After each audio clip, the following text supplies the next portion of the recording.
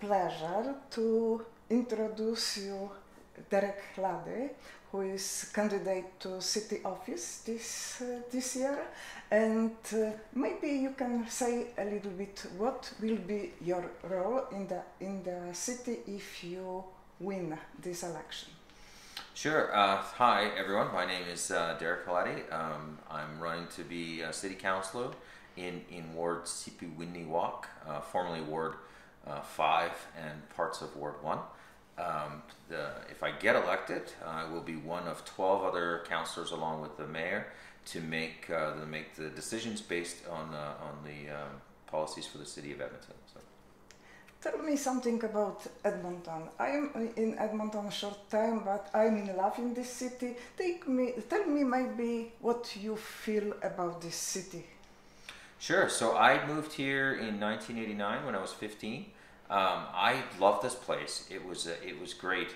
It always kind of felt like a bit of a small town, even though it was quite a bit bigger than where I came from. I moved here from Regina, and then Edmonton was quite a bit bigger, but it still had a bit of a small town feel. You got to know your neighbors. It was just good, hard-working Canadian city, right? Canadian values based on on hard work and community, and that was a large draw to this place. The River Valley has always been beautiful. We have the largest stretch of connected parkland in North America in our River Valley, and that's always been a great place. And it's just there's been a lot of opportunity here for work for people, and regardless of backgrounds, it's been an exceptional place to live and to raise kids, and I'm just hoping to kind of keep that going forward. That's my whole mandate, is to try to keep that community feel and bring up all the nice things about Edmonton going forward. Yes, I agree. This is very friendly and open city. People are trustful. Yes, I agree. Then this River Valley is one of the best pieces of Edmonton, and it's important to protect. This is unique to Edmonton. There is no, probably, I don't know, in Canada or in any other place, is like in the center of the city, wonderful place like this. What do you think about protecting River Valley? Yeah, so we have a lot of groups and people, and the nice thing about Edmonton's River Valley is there's so much public interest in protecting it, right? We have so many people that really do respect and love the River Valley, and we have groups like the Edmonton Mountain Bike Association and the River Valley Association that work to build trails through there and help to get people down and enjoy the River Valley.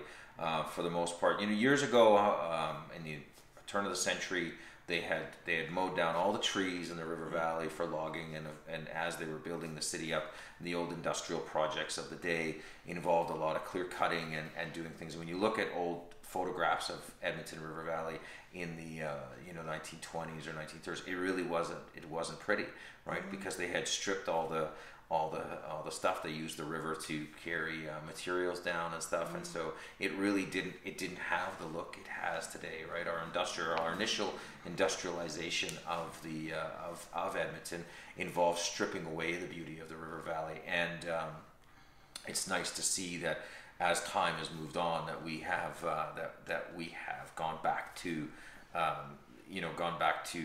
looking after that and realizing what a jewel that place is and its beauty. So we have a lot of groups and a lot of stuff that people that are interested in keeping it nice and adding access for people to get down. Whether it's canoeing or whether it's biking or hiking or running or dog parks or all those kinds of things. We do have a bit of a problem with EPCOR and their plans with the River Valley that involve bulldozers and excavators. I think that we need to be mindful of that, going back to industrialized projects in the River Valley.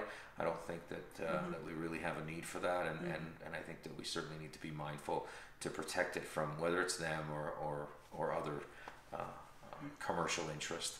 that might want to do a little more damage to it than it needs. So, yes, yes, yeah. we should protect this place. Yeah. What about this? What you said, and this is small town feeling. Yes, is good. Is positive part of this, but it's also negative. Like sometimes I have feeling then public transit is still like in small town. What do you think about this?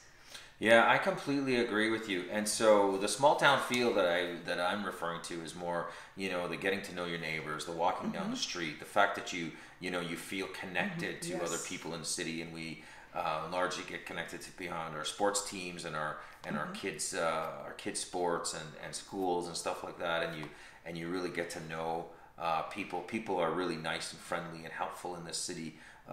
If you need help, I'm on Facebook groups and different things, and somebody will just post the thing, oh, my motorcycle broke down, and right away 3 people will be there to help him load it into a car and whatever. And so that kind of community sense of small town is great.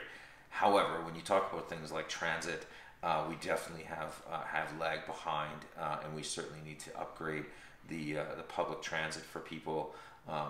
We've run into some issues with our sprawl, and areas are getting quite far apart. So of course, access to transit and stuff becomes harder and harder the further out you go.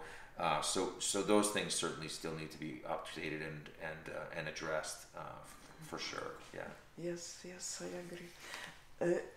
What about democracy, deep democracy, openness to all people and needs of all people, especially I'm thinking about all restriction connected to COVID, like mask or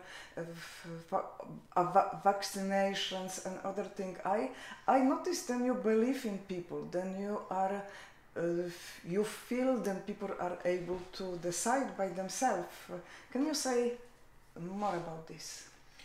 Yeah, when it comes to COVID, of course, I don't hold the people that were put in that position. I don't want to criticize the things that they did, particularly in the municipal level, right? You have 13 politicians who, none of them are doctors, none of them were experienced to this. This should have always been the role of Alberta Health Services to have put in any sort of restrictions or rules or whatever, and never should have been thrust upon the cities to begin with. And what's happened now is that now we have a public who is expecting the city to take a role or take in making these decisions. And again, I go to, it never really should have been their place. I mean, they can get some reports to try to make some decisions. I'm hoping that decisions are based on facts and science, not Twitter trends and appeasing the public.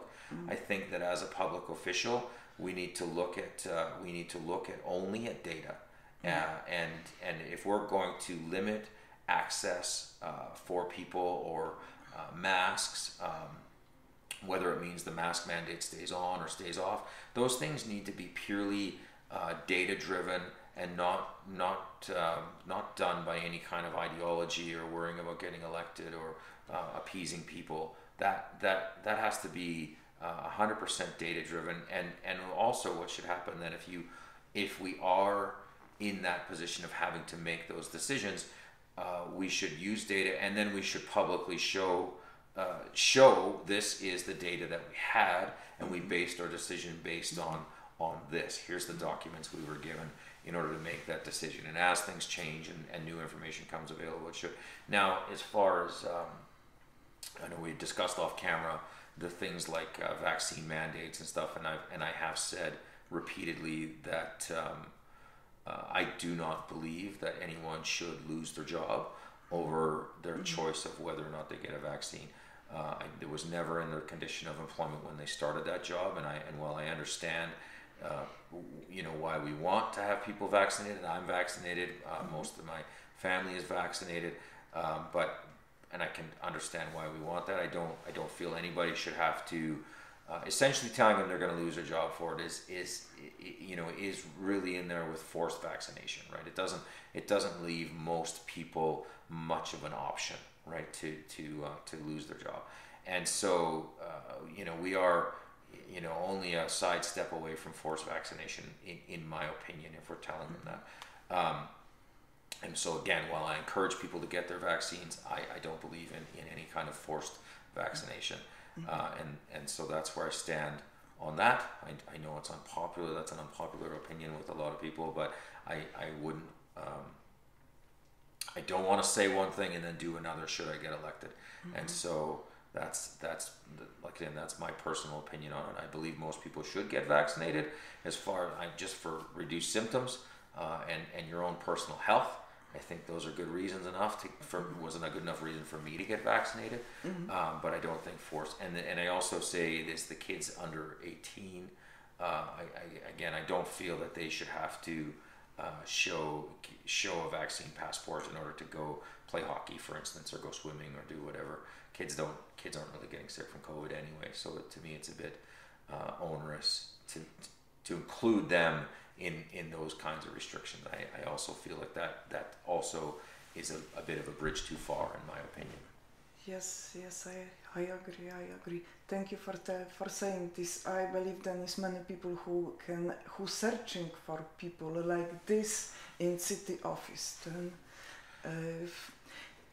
is this something what you want to add yet to my subscribers and friends about Edmonton, your work, or general? Sure. So, I mean, on my platform, I have some big ideas, some that are outside of the box, outside of the norm of what I think in the city, and I mean to get away from the COVID questions. I have lots of ideas regarding our city finances, our construction costs.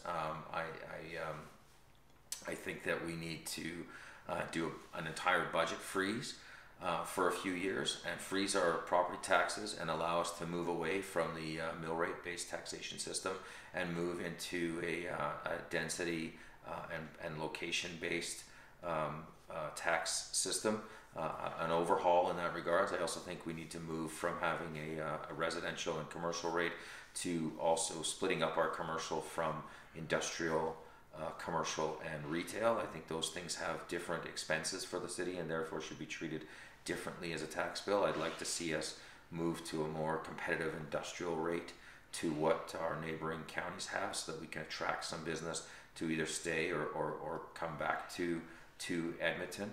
I have some ideas behind moving some of our industrial shops and stuff that are inner city now, moving them to incentivizing them to move to locations that are more industrial corridors, like Winterburn, for instance, or west of the city or the southeast industrial neighborhood.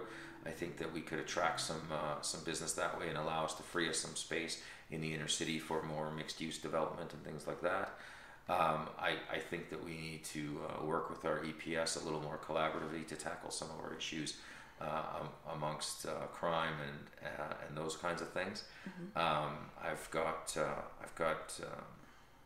would plan to work with the province and tackle some of these issues around addictions and homelessness.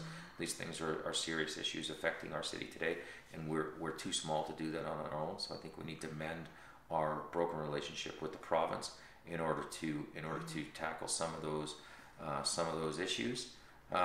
Yes, this should increase safety on the city, which can care for this. Like, we don't need to spend so much on police if we care for homeless people and people who are in difficult situation. Yes. Yeah, correct. I mean, if we can reduce crime and addiction by helping people off the streets and helping them through their mental health issues that they have, we reduce the instances of crime, and we could reduce our budget accordingly in order to do that, right? And it's just win-win for all of us if we're able to make some inroads on that particular subject, right? Yes, the same in obligatory vaccination. If we don't force obligatory vaccination, we can have more people at work, less money spent on social service, and less crime. I believe.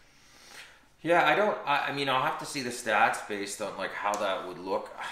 You know, all that stuff when it comes to vaccination, everything's so up in the air. And now, I mean, we're finding out that the efficacy isn't as good long term, and it wears off fast. So, I mean, all that data is still coming in, and I think the council just needs to be flexible and you know, instead of just making hard statements, they need to be not rigid in their views and outlooks, right? You know, take the data as it comes and make the best decisions possible Yes. at that time. Yes. That you know, balances people's rights with community safety. Yes, should be open public discussion with scientists, I think. Yeah, and again, and I will also say, and I'll go back to that one more time, it would be nice for Alberta Health Services, who has doctors and scientists and research and data, to take a lead on this and take this away from city politicians who really realistically have no business making those particular orders for the most part anyway, right? And so I don't mean, that might be wishful thinking on my part to think that AHS is just all of a sudden going to take the lead role and the city can just follow their thing. I think the public expectation is probably really high. You know, like, oh, AHS isn't doing enough, so they push their municipal politicians into making a decision. And so, you know, it'll be tricky. I was really hoping, I'll be completely honest, when I signed up for this in January, I was really hoping COVID was just going to be done by fall, and I would not have to deal with it. That was the hope going into it. Clearly, that's not going to be the case, and so it'll be something that we'll have to deal with. But I mean, public safety is important. People's rights are important. And science and data is more important than public opinion, and we'll have to just make sure all our decisions are based purely on you know, we got to be the adults in the room, and the opinion and the decisions have to be purely based on science and data, and not frothy emotional appeal, right? So thank you so much. Yeah. Thank you for coming for this interview, for being guest on my channel. Sure. Thank you. Thank you very much for having me. It's been great. This whole the whole campaign thing has been super eye-opening for me. I never ever had any ambition to ever become a politician. I had no political experience before this, and so it's been really interesting, really eye-opening. The conversations with people, the interviews, the forums, you know, the entire thing start to finish has been exhausting, but it's been really like the amount I've learned about our city and about our people and the connection I have has been, you know, invaluable. And even if I don't win, hopefully I'm still hopeful that I think I can do this. But even if I don't win, definitely the experience, you know, is unlike anything else. So yes, yeah. It can be maybe not first time. If ever if you don't win this time, maybe it can be next time. Then perhaps people can understand better this what's going on. Well, perhaps I think that it's about getting yourself out there and that name recognition and stuff like that. So I think even if I think I've made enough, met enough people and made enough of a name for myself that I think that if I don't win, I would probably have, you know, at least a little bit of an advantage over this time if I was to run again. So, well, right now I haven't made that decision. I am going to put all my signs in storage. You know, even if I win and want to run again, I'd still rather reuse the signs anyway. So I'm going to put all the signs in a storage container at my yard, and we'll see what 4 years looks like from now. Either way, so. I'm very happy then a person like you applying for this office. Then we need people like you. Well, thank you very much. I appreciate that vote of confidence for sure. Yeah, thank you.